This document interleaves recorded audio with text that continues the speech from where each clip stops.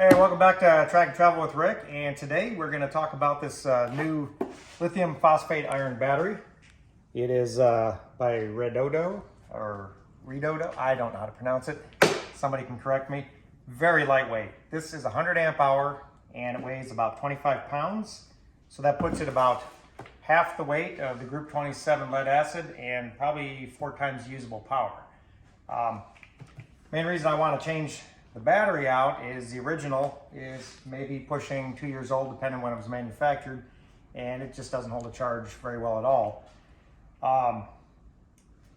So these batteries are a little different. You have to have a different charge controller, and ours is adjustable, and I'll show you that in a few moments. So state of charge by voltage, they said this will ship about 30 to 40%. I want to put a voltmeter on and see what we really have. And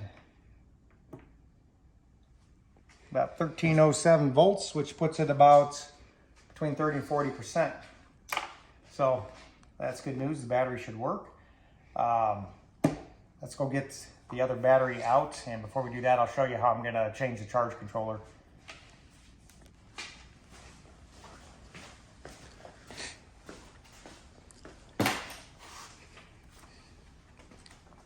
So the battery is under the steps and takes a 9/16 and a 1/2 inch to unbolt it, and there's a strap.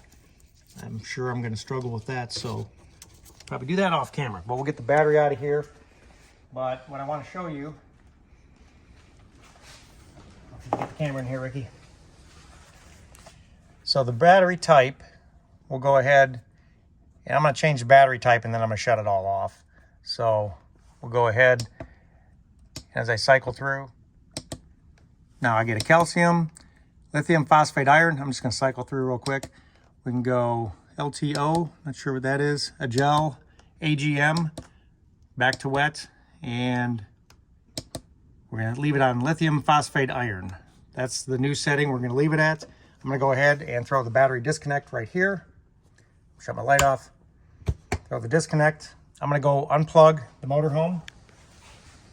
And I do have the coach battery, or I should say the engine starting battery is also disconnected. So everything's disconnected.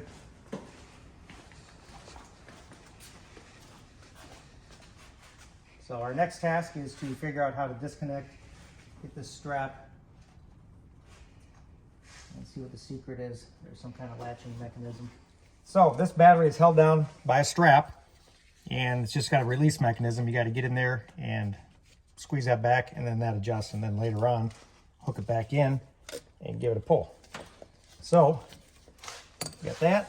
We've got a 1/2 inch on the ground, and on the positive it's a 9/16. So we'll go ahead and disconnect everything. Like I said, everything's turned off. All the batteries are disconnected. It's unplugged. I'll go ahead and get this ground off. The real trick is we've got a massive snarl of wires. Now, when I bought this battery, I did measure the battery here, and the real restriction is the width right here. So you want a battery that'll actually fit down in here. Looks like I have enough width for 2 batteries. We're just going to run the one. So that's disconnected. Get the positive out.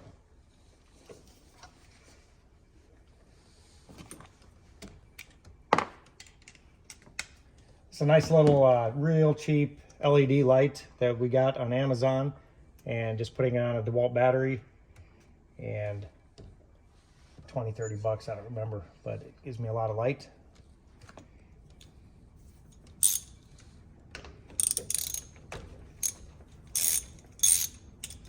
All right.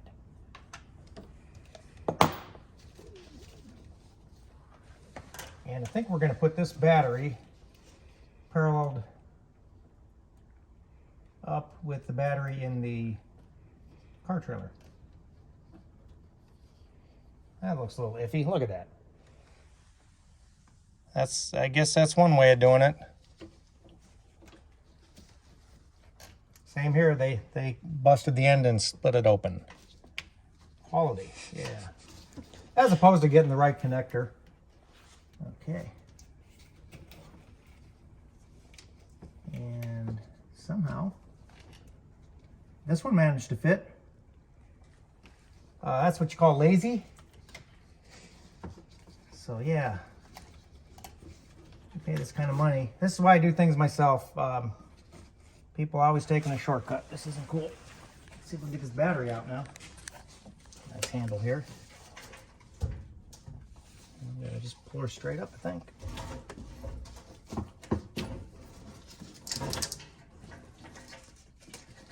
Certainly a lot heavier. All right, let me out.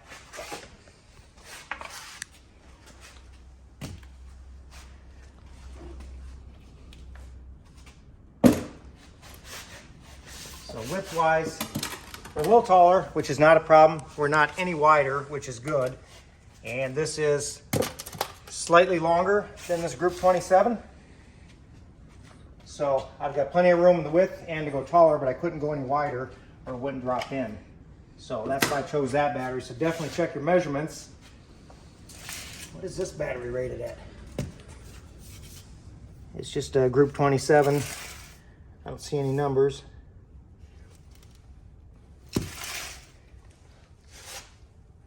We'll put it in the other. I've got a Group 27 in the trailer. We'll have 2 of those, and maybe between the both, we get some decent battery. Upon further investigation, the positive terminal was also drilled out, or maybe they chewed it. I don't know if they used their teeth or what on this one, and then they split that one to make it fit. And these are split. All right, so now we can see. Let's take a look in here. Battery compartment, quit whining, and see how that's latched over there, the cable, and then this one comes around the other side latched. There's a lot of room. A guy could get clever and get multiple batteries in here. We're not going to do that, but we'll just see if we can get the one battery set down there. Get everything out of the way and see if we can get this battery in. Okay. All right, we got the battery back in the hole, and because this battery doesn't have a stud and it uses a bolt, it looks like it'll be more of a challenge to line everything up and go ahead and get all these lined up and down in there. So Ricky will have to get out of the way there and see if I can get in there.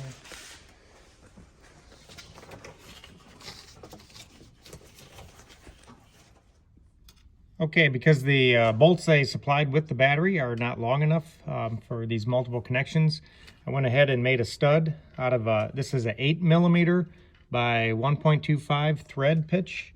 So I cut the head of the bolt off, threaded her in, and now I'm gonna go ahead and repair the wiring on this side. I bought some new connectors.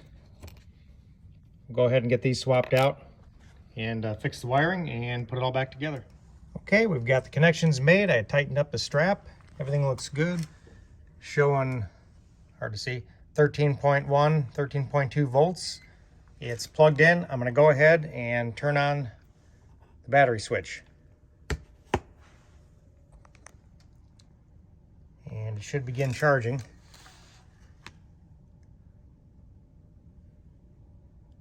And it's starting to take a charge. Well, I really appreciate you watching. Any questions, just ask them in the comments. I do have 100-watt solar on the roof, which was enough for the previous battery. The instructions in this battery suggest 300 watts, so we may be seeing an upgrade in the future.